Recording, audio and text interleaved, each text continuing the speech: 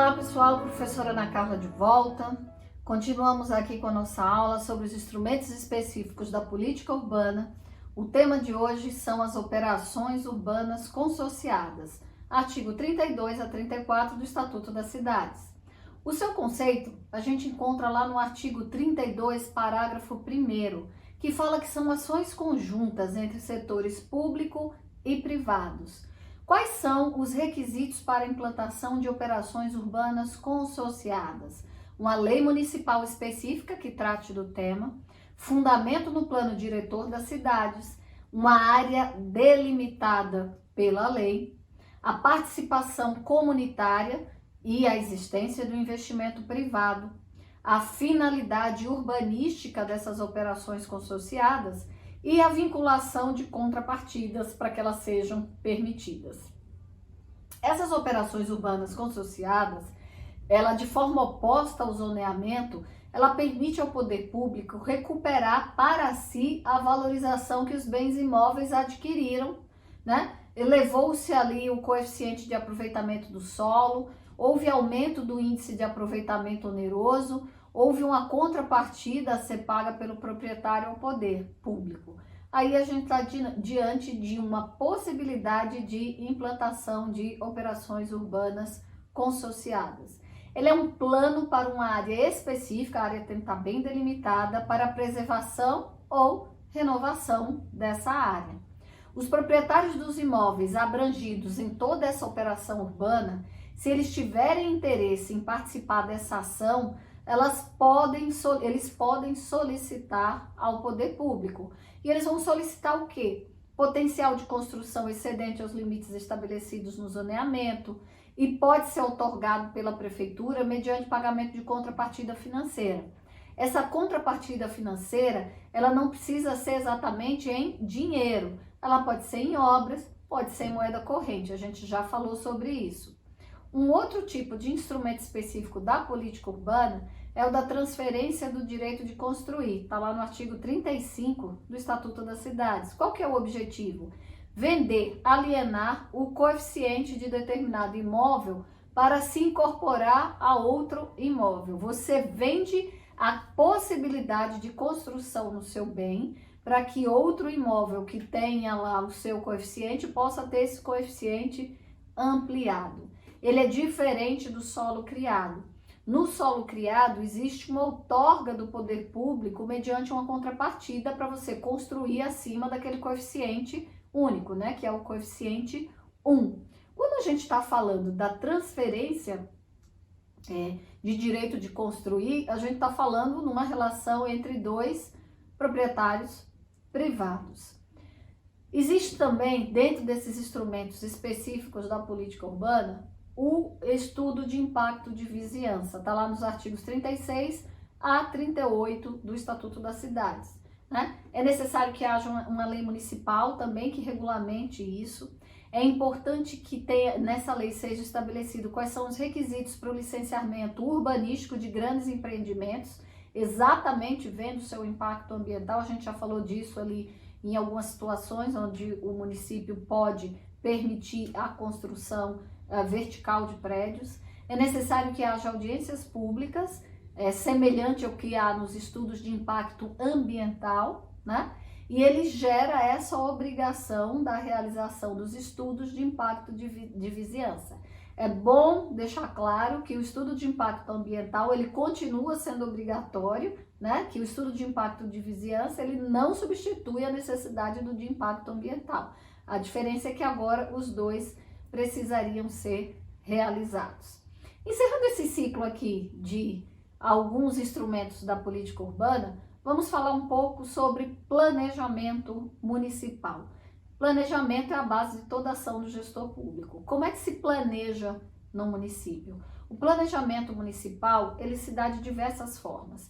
As mais comuns são as próprias leis orgânicas municipais, de competência da Câmara dos Vereadores, né? Eles exigem dos municípios que exerçam suas atividades com base num processo de planejamento permanente. Esse processo de planejamento permanente, de acordo com o professor José Afonso da Silva, é a definição dos objetivos determinados em função da realidade local. do desejo e da manifestação da população e da preparação dos meios para atingir esses interesses locais, controlando a sua aplicação e avaliando os resultados obtidos. Esse processo de planejamento permanente, ele vai englobar plano de desenvolvimento municipal, que é o chamado plano de governo, que cada prefeito definirá ali as suas prioridades, os seus objetivos e qual a função que ele quer ocupar ali, né, dentro da realidade social local. Os planos regionais, eles podem ser setoriais e especiais, quando couberem. Além disso, a existência de um plano diretor. Além do plano diretor, há também a necessidade de aprovação do plano plurianual, lei de diretrizes orçamentárias e lei orçamentária anual, que são instrumentos essenciais para o planejamento municipal. De todos esses, o plano diretor é aquele que durante todos esses nossos vídeos nós viemos falando com bastante, de forma muito incisiva e de forma muito frequente. O que é esse plano diretor que o Estatuto da Cidade e a Constituição falam? Os artigos 39 a 42 do Estatuto da Cidade fala que a natureza jurídica de um plano diretor é de lei, assim também o artigo 182 da Constituição Federal. Dentro de cada período, ciclo de 10 anos, é necessário que haja uma renovação nesse plano diretor. Se não houver alteração nesse período, né, se o gestor e não manda o projeto de lei e o legislativo não inicia o seu processo de discussão, a gente está diante de uma situação de improbidade administrativa do prefeito.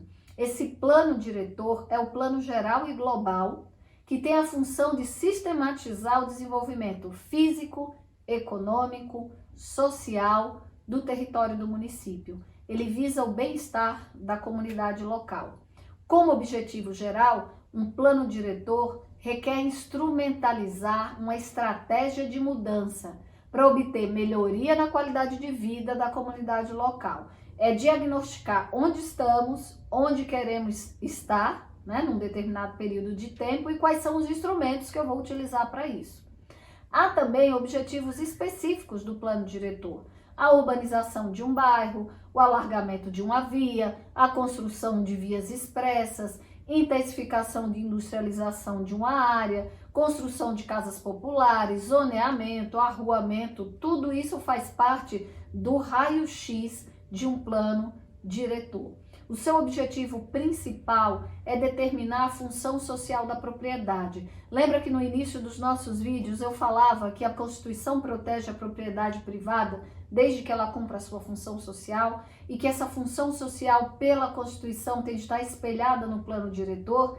Daí a sua grande importância. Esse plano diretor, ele deve englobar o território municipal no seu inteiro teor, zona urbana, zona rural. Isso está lá no artigo 40, parágrafo 2º do Estatuto das Cidades. Quais são as etapas de elaboração de um plano diretor? Estudos preliminares é a primeira etapa, onde você faz uma avaliação sumária da situação dos problemas do desenvolvimento urbano. Você quer ver o que é que precisa para instituir a política de planejamento municipal. Segunda etapa, diagnóstico. Pesquisa e análise em profundidade dos problemas de desenvolvimento da cidade, prevendo ali as suas soluções. Planos de diretrizes. Você vai fixar a política para a solução dos problemas escolhidos, vistos, analisados, diagnosticados, escolhidos, e vai colocar ali quais são os objetivos e diretrizes da organização territorial para que sejam alcançadas naquele período de tempo de sua vigência. A última etapa é a instrumentalização do plano. É o estudo e elaboração de instrumentos de atuação de acordo com as diretrizes estabelecidas, identificando as medidas para atingir os objetivos escolhidos. Qual que é a abrangência de um plano diretor? Para cidades com mais de 20 mil habitantes, ele é obrigatório. Menos de 20 mil habitantes, ele é opcional. Mas também obrigatórios para cidades, aí, independente do número de habitantes, integrantes de regiões metropolitanas e de aglomerações urbanas, tá? Onde o poder público pretenda utilizar os instrumentos que estão previstos lá no artigo 182, parágrafo 4º da Constituição, também é necessário previamente você ter esse plano diretor. Além disso, cidades integrantes de áreas especiais de interesse turístico, é obrigatório.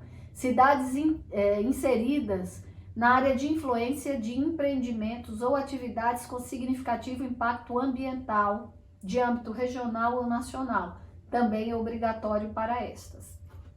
Encerramos aqui o nosso tópico sobre plano diretor e iniciamos a nossa conversa sobre uso e ocupação do solo urbano. Isso eu deixo para o próximo vídeo.